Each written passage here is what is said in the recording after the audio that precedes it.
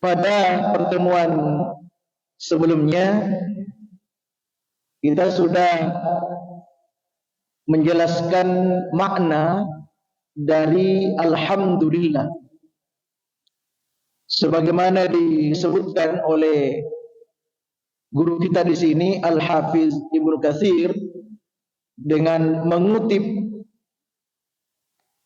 perkataan Abu Ja'far bin Jarir atau dikenal dengan nama Imam Al-Qurtubi.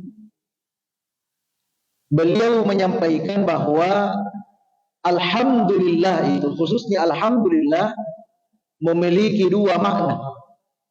Jadi ada dua maknanya alhamdulillah. Makna pertama kata beliau asyukru lillahi khalisan, yaitu bersyukur hanya semata-mata kepada Allah. Ya, jadi ketika kita mengucapkan alhamdulillah, berarti kita nyatakan bahwa Allah itu adalah satu-satunya kita tempat bersyukur. Itu makna pertama, dan ini kita sudah jelaskan secara panjang lebar makna yang pertama ini. Nah, sekarang yang kedua, kata beliau makna alhamdulillah yaitu sana'un athna bihi ala nafsi wa fi dhamnihi amar 'abdahu an yadnu 'alaihi.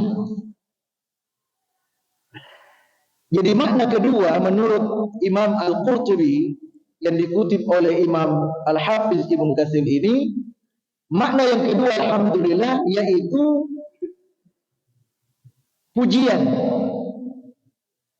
Ya, jadi pujian. Jadi sana'un asbabi 'ala nafsi.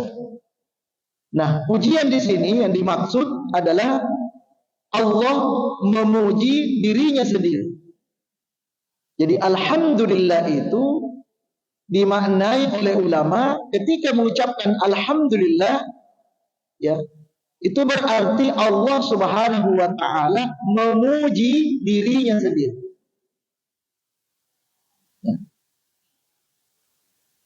Wa fi dhamnihi amara 'abdahu an yatu 'alaihi. Dan juga alhamdulillah itu dimaknai dengan memuji, di mana Allah Subhanahu wa taala memerintahkan kepada seluruh hambanya untuk memujinya. Itu makna kedua dari alhamdulillah. Jadi alhamdulillah yaitu memuji, Allah memuji dirinya sendiri, dan Allah memerintahkan seluruh hambanya untuk memujinya, untuk memuji Allah Subhanahu wa taala. Nah, itu makna yang kedua yang disampaikan oleh guru kita Imam Al-Qurtubi. Perlu diketahui di sini dari aspek bahasa alhamdulillah. Ya, ini kan alhamdulillah sebenarnya itu terdiri dari dua kata di situ, yaitu al dan hamdu. Ya. Jadi alhamdulillah itu bukan satu kata. Itu ada dua di situ. Al tambah hamdu. Nah, di dalam bahasa Arab, dalam kaidah bahasa Arab, ternyata huruf alif lam itu memiliki banyak makna. Nah, inilah keunikan bahasa Arab. Ya. Setiap bahkan ada satu kitab itu, setiap huruf hijaiyah, setiap huruf hijaiyah itu memiliki makna-makna. Nah, termasuk di sini alif lam. Salah satu di antara makna dari alif lam itu seperti yang ada dalam alhamdulillah ini disebutkan oleh para ulama, yaitu dimaknai al-istighraq. Apa artinya al-istighraq? Yaitu menyatakan keseluruhan, menyatakan apa? Menyatakan seluruh. Makanya ketika dimaknai alhamdu, apa artinya pas selama ini? Segala puji. Hamdu itu artinya puji. Jadi ketika ada alif lam berarti dimaknai segala, menyeluruh, seluruh, segala, segala puji. Lillahi, hanya untuk Allah. Jadi segala puji hanya untuk Allah. Segala puji-pujian itu yang berhak hanya untuk Allah. Itu secara singkat ini. Secara singkat kalau kita mau memaknai alhamdulillah dari makna yang kedua ini, bahwa tidak ada yang patut dipuji itu kecuali hanya Allah. Kenapa? Segala puji hanya untuk Allah. Secara logika berarti selain daripada Allah tidak pantas untuk dipuji. Nah, pertanyaannya, apakah betul itu? Nah, ada sebuah kitab, ini saya kolaborasi, ini banyak kitab yang saya kutip. Ternyata ada ulama mengatakan begini. Ternyata pujian itu ada 4 macam. Ya, pujian itu ada 4 macam. Yang pertama ada istilah qadimun li qadimin. Ini bahasa Arab ini. Qadimun li qadimin. Itu pujian yang pertama. Apa artinya? Yaitu pujian Allah terhadap dirinya. Jadi Allah memuji dirinya. Di dalam Al-Quran ini terkenal. Di dalam Al-Quran dalam surat Thaha, ya, di situ Allah memuji dirinya. Qul innani ana Allah la ilaha illa ana fa'budani. Apa artinya itu? Innani ana Allah, saya ini Allah. La ilaha illa ana, tidak ada yang berhak disembah kecuali saya. Fa'budni, sembahlah saya. Ini kan pernyataan pujian. Makanya dikatakan oleh ulama, ya inilah bentuk pujian yang pertama. Allah memuji dirinya bahwa tidak ada yang berhak disembah kecuali saya. Saya yang disembah itu. Itu kan bentuk memuji diri. Tapi Allah yang bilang begitu. Itu satu. Kemudian yang kedua, qadimun li haditsin. Qadimun li haditsin, yaitu pujian Allah kepada makhluk. Jadi pujian Allah kepada makhluk. Tapi yang dimaksud makhluk di sini adalah makhluk yang mulia, yaitu Rasulullah SAW. Jadi Allah memuji Nabi. Allah memuji Nabi. Salah satu di antara dalilnya bahwa Allah itu memuji Nabi itu dalam surah Al-Qalam ayat 4. Wa innaka la'ala khuluqin 'azim. Apa artinya? Kata Allah, sesungguhnya engkau Muhammad memiliki akhlak yang agung. Allah puji Rasulullah. Jadi Allah memuji ketinggian akhlaknya Nabi, keagungan akhlaknya Nabi, kemuliaan akhlaknya Allah puji itu. Ini namanya qadimun li haditsin, itu istilahnya. Kemudian yang ketiga, haditsun li qadimin, pujian makhluk kepada Allah. Inilah yang saat ini kita pelajari.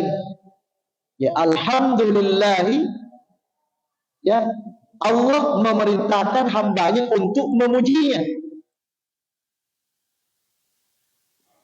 Allah.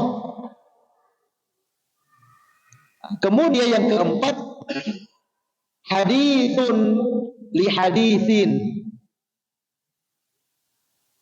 Inilah yang tadi kita mungkin jawaban dari pertanyaan tadi. Kalau dikatakan bahwa segala puji hanya untuk Allah, jadi apakah memang seperti itu? Ternyata jawabannya tidak. Kenapa? Tadi sudah Allah memuji Rasulullah. Berarti selain daripada Allah ada juga tempatnya untuk memuji. Ya, selain daripada Allah. Bahkan selain daripada Rasulullah, di sini haditsun li haditsin, makhluk memuji makhluk. Artinya sesama kita ini saling memuji. Ya, saling memuji. Hanya saja perlu diketahui. Inilah yang perlu kita dalami. Ya, kenapa? Karena memang ternyata menurut hadis Rasulullah sallallahu alaihi wasallam dan juga dijelaskan dalam Al-Qur'an,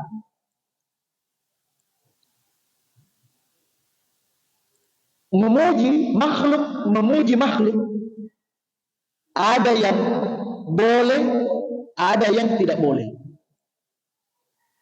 Inilah nanti kita akan dalami, ya, seperti apa pujian yang boleh kepada makhluk, kepada sesama kita ini, dan pujian apa yang haram hukumnya kita lakukan. Namun sebelum kita lanjut, diungkapkan, ini ada saya kutip lagi dalam kitab Al-Azkar. Jadi ini ada satu kitab Al-Azkar, ini kumpulan doa-doa ini. Ya, tapi banyak penjelasan di dalam terkait dengan masalah alhamdulillah di sini. Karena alhamdulillah itu termasuk doa. Jadi kitab Al-Azkar karya Imam An-Nawawi. Ya, karya Imam An-Nawawi, beliau katakan bahwa selain daripada makhluk memuji makhluk, bagaimana hukumnya memuji diri sendiri? Kalau tadi kan Allah memuji dirinya, bagaimana kita ini memuji diri sendiri? Ya, bahasa Perancisnya pujiale. Itu bahasa Perancis itu, pujiale, artinya memuji diri sendiri. Menurut Imam An-Nawawi, memuji diri sendiri itu terbagi dua. Ya, terbagi dua hukumnya. Pertama, ada yang tercela, ini tidak boleh, haram hukumnya. Dan ada yang dibolehkan. Jadi ada istilah al-mazmum, ada al-mahbub. Jadi ada yang boleh, ada yang tidak boleh, ada yang boleh. Mana yang tidak boleh itu al-mazmum? Seperti yang ditunjukkan Allah dalam Al-Quran, ini langsung Allah contohkan bahwa memuji diri sendiri itu haram hukumnya. Itu dalam surah An-Najm ayat 31. Allah berfirman, "Fala tuzakku anfusakum." Fala tuzakku anfusakum. Apa artinya?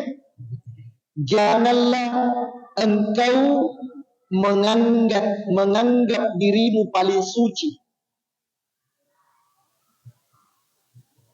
Paling suci paling benar.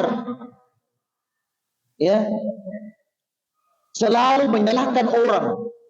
Hanya dia yang paling benar, hanya dia yang paling suci. Itu adalah memuji diri. Itu Allah ingatkan itu. Fala tuzakku anfusakum. Janganlah engkau menganggap dirimu suci sehingga menganggap orang lain itu tidak suci. Yang seperti ini haram hukumnya, tidak boleh. Ya, tidak boleh. Kemudian mana puji yang boleh, memuji diri sendiri yang boleh.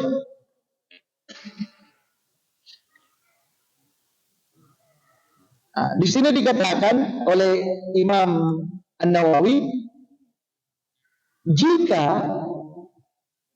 memuji diri sendiri itu demi untuk kemaslahatan, untuk kebaikan, misalnya untuk amar ma'ruf, mendamaikan dua orang yang bersengketa, memberikan nasihat, mendidik, kemudian seperti itu contohnya. Ya, jadi ketika kita beramar ma'ruf nahi mungkar, mendamaikan antara dua orang yang bersengketa, bertikai, memberi nasihat, mendidik, mengajar, itu boleh memuji diri. Ya, itu boleh memuji diri. Ya, dengan menyampaikan kebaikan kita. Supaya apa? Ya, pertama, supaya agar apa yang kita sampaikan itu mudah diterima dan juga meyakinkan orang. Ya, itu boleh kalau niatnya seperti itu. Jadi kalau niatnya untuk kemaslahatan agar seseorang itu mudah menerima apa yang kita ucapkan, maka itu boleh. Contoh. Ini yang dicontohkan oleh Allah sendiri. Jadi kita tidak buat contoh, Allah sendiri kasih contoh. Seperti yang diceritakan Allah dalam Al-Quran ketika Nabi Yusuf alaihi salam, itu dalam surah Yusuf ayat 55. Qala ja'alni khazainul ardi inni hafizun alim. Ya, artinya Nabi Yusuf berkata, jadikanlah aku bendaharawan negara. Jadi Nabi Yusuf menawarkan diri kepada raja untuk menjadi bendahara, karena dia tahu bahwa dia mampu lakukan itu. Kemudian Nabi Yusuf mengatakan, inni hafizun alim. Kenapa saya pantas jadi bendaharawan negara? Karena saya adalah orang yang pandai. Loh, kok nama diri kan? Saya kan orang yang pandai, saya orang yang amanah, hafiz. Jadi boleh, kalau karena memang dia mampu dibilang itu. Jadi mampu dibilang itu. Jadi bisa memuji diri sendiri, tapi untuk kemaslahatan. Kalau berbeda tadi yang pertama, memuji diri tapi menjelekkan orang. Jadi memuji diri menjelekkan orang itu yang tidak boleh. Tapi kalau memuji diri untuk kemaslahatan, memberikan contoh, memberikan motivasi, kan biasakan seorang guru biasakan kepada anak muridnya. Saya dulu itu, ini kan memuji. Saya dulu itu, jam 3 sesudah bangun itu. Saya, ini kan ceritanya. Ada unsur memuji diri ini. Tapi kan untuk pembelajaran agar bisa dicontohi. Itu kata Imam An-Nawawi. Sama juga ada contoh lain. Rasulullah sendiri ketika selesai perang kan ada harta rampasan.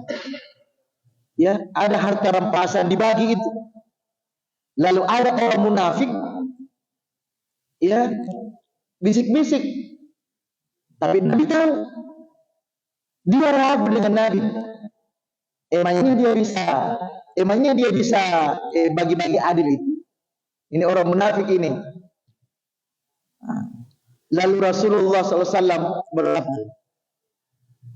Ya, karena dia tahu bahwa ada orang munafik yang bicara begitu. Apa kata Nabi? Wallahi, demi Allah, inni la aminun fis samai, aminun fil ardh. Demi Allah, saya ini adalah orang yang paling jujur di langit dan orang yang paling jujur di bumi. Ini kan puji Allah. Ini kan memuji, saya ini paling jujur. Ya, ini menegaskan bahwa Nabi tidak mungkin tidak adil dalam membagi harta rampasan. Satu lagi contoh bahwa memuji diri itu boleh dalam hal kebaikan.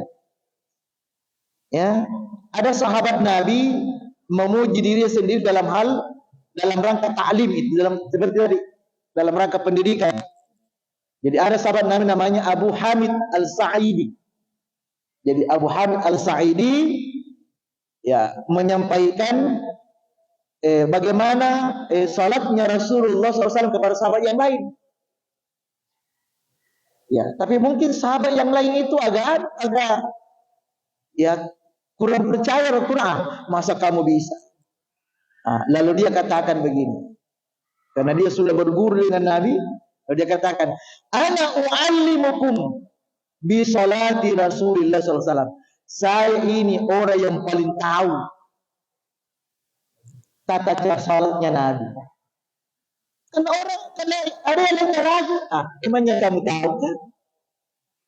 Padahal dia sudah berulang kali bersama dengan Nabi salat sehingga dia tahu bagaimana tata cara salatnya Nabi. Lalu dia katakan, ana wa'alim, saya yang paling tahu. Ya begini-begini boleh.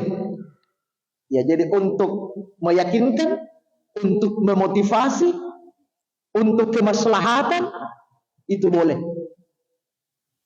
Itu boleh. Ya, tapi yang tidak boleh itu adalah memuji diri sendiri tapi menjelekkan orang lain, merendahkan orang lain apalagi. Hadirin yang dimuliakan oleh Allah Subhanahu wa taala. Nah, sekarang kita masuk pada materi intinya. Bagaimana hukumnya? Tadi memuji makhluk, memuji sesama makhluk. Tadi saya katakan ada yang boleh, ada yang tidak boleh. Ya. Nah, sekarang sebelum kita lanjut, dibedakan dulu. Memuji ketika orang yang dipuji itu tidak ada, itu kan ada juga hukumnya. Memuji seseorang tapi orangnya tidak ada, memuji orang sementara orangnya ada. Ini rinci lagi nih, disampaikan oleh ulama. Nah, memuji ketika tidak ada orang di hadapannya itu boleh. Jadi kalau ada yang kita mau puji seseorang nanti tidak ada, itu boleh.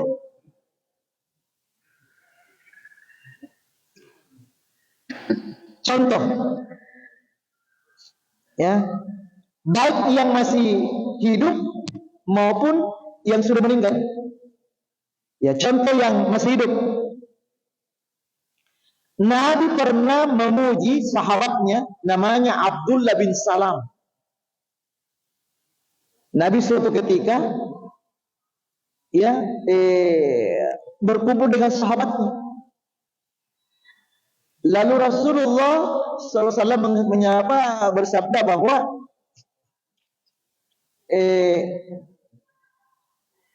ada di antara sahabat kita itu ya,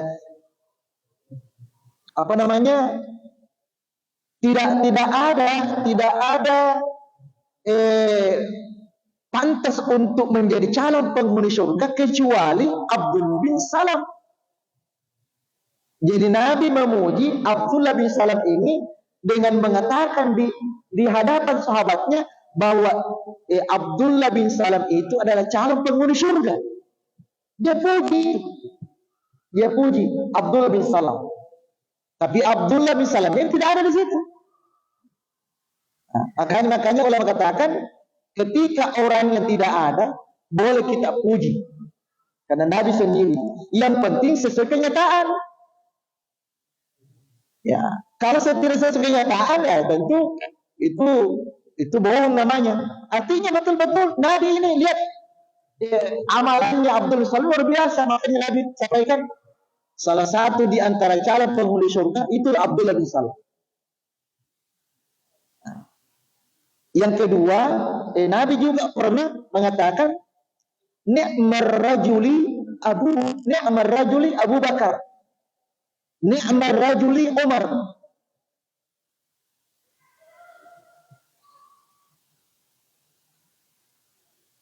Ya. Jadi kata Nabi memuji kesalihan Abu Bakar, ni'mar laki-laki yang paling baik itu Abu Bakar. Laki-laki yang paling baik itu Umar. Dia puji sahabatnya. Itu di hadapan sahabat yang lain. Ini dalilnya yang masih hidup. Sementara dalilnya yang sudah meninggal itu juga bisa dipuji, Pak. Ada sebuah hadis dan ini hadisnya sahih yang diriwayatkan oleh Imam Bukhari dan Imam Muslim. Dari Anas, ya ini dari Anas bin Malik radhiyallahu anhu berkata, ada yang mengusung jenazah lewat, lalu orang pada memujinya. Dia puji itu karena dia orang baik. Dia puji kebaikannya. Setelah mendengar ini Nabi berkata begini, wajib, fawajabat. Dia wajib. Dia hanya bicara begitu. Setelah itu ada lagi yang mengusung jenazah. Lalu orang bilang, lalu dia mencelanya. Lalu Nabi dia membicarakan mencelanya karena memang dia bajingan dia mencela. Lalu Nabi katakan wajib, wajibat. Setelah ini Umar bin Khattab radhiyallahu an bertanya kepada Nabi, ya Rasulullah, tadi waktu ada jenazah, dua rombongan jenazah ini, ada yang memuji, engkau katakan wajib, ada yang mencela, engkau katakan wajib. Ini maksudnya apa ya Rasulullah? Ya. Lalu Rasulullah SAW bersabda, "Hadza athnaytum alaihi khairan fawajabat lahul jannah." Yang kalian puji kebaikannya itu saya katakan wajib, maksudnya dia wajib masuk surga. Artinya itu penduduk surga itu. Dan engkau sebut kejelekannya, wa hadza athnaytum alaihi syarran fawajabat lahun nar. Lalu yang satu itu engkau sebut kejelekannya, maka dia wajib apa? Wajib masuk neraka. Oh, itu kata Nabi. Ya. Ini juga dalil bahwa boleh memuji sekalipun seseorang itu sudah meninggal. Hadirin yang dimuliakan oleh Allah Subhanahu wa taala. Sekarang ini yang paling penting.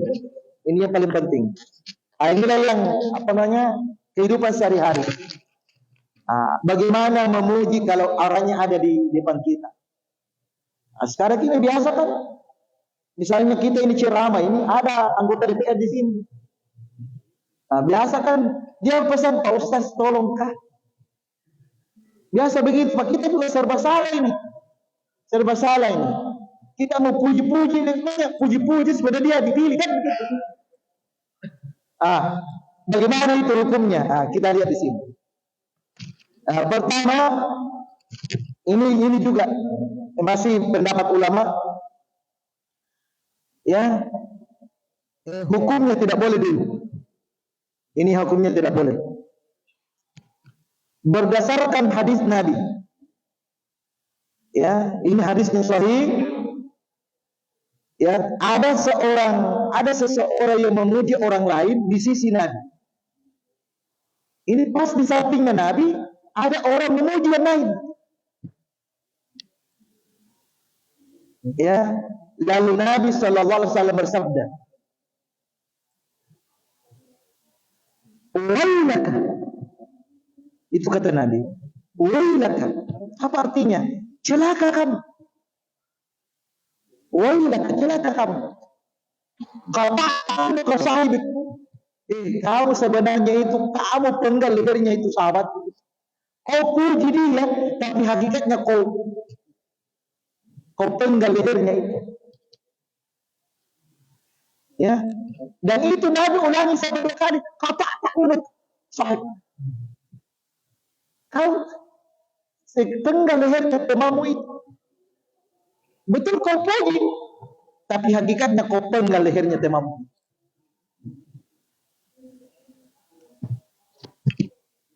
Itu dalil, ya, satu dalil bahwasanya memuji orang yang ada di hadapan kita itu dilarang. Tapi sebentar nanti rinciannya. Nanti di rinciannya kita akan jelaskan itu. Lalu di sini ada ditambahkan masih dalam hadis ini, "Man kana minkum madihan akhahu." Siapa sahabat di antara kalian yang tidak boleh tidak. Ini Nabi, ini dikasih penjelasan lain. Ya, masih Nabi sampaikan. Barang siapa saja di antara kalian yang tidak boleh, tidak harus memuji. Ya, memang harus memuji. Hendaklah dia ucapkan. Ada etikanya dalam memuji. Kalau kita mau memuji teman, ada etikanya. Contoh yang dicontohkan Nabi ini. Ahasibu fulanan. Saya kira si fulan itu begitu. Bila saja saya kira. Ya, saya kira beliau ini dermawan nih. Saya kira ini beliau bagus. Itu aman, Pak. Itu aman. Atau kita katakan begini, Allah yang tahu lebih pasti sesungguhnya, kenyataan sesungguhnya. Ya, Allah lebih tahu yang pasti kenyataan sesungguhnya. Inilah kata-kata yang diajarkan Nabi ketika kita ingin memuji teman, memuji sahabat, dan insya Allah kita terbebas itu dari larangan. Kita terbebas dari larangan. Ya, ada lagi hadis Nabi mengatakan, "Idza ra'aitumul madda'in tahta fi wujuhim turab." Jika kalian melihat orang yang doyan memuji, ada mengatakan orang yang selalu suka puji-puji itu. Ini bukan suka memuji, tapi apabila kata Nabi, apabila engkau melihat ada orang yang suka memuji, apa kata Nabi? Siram tumpahkan pasir di mukanya. Jadi tidak bagus juga kita kalau kita sering memuji-muji. Karena kata Nabi, siram pasir di mukanya.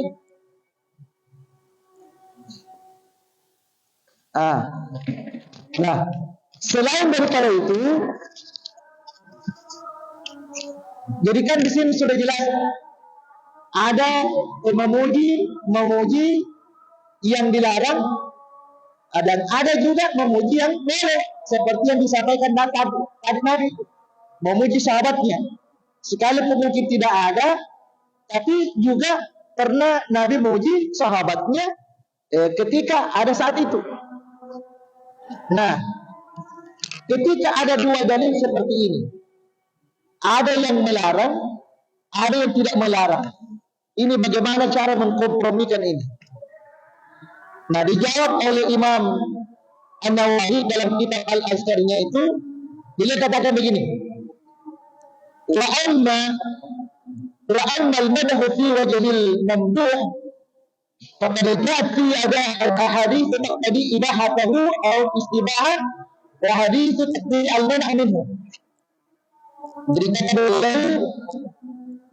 ya,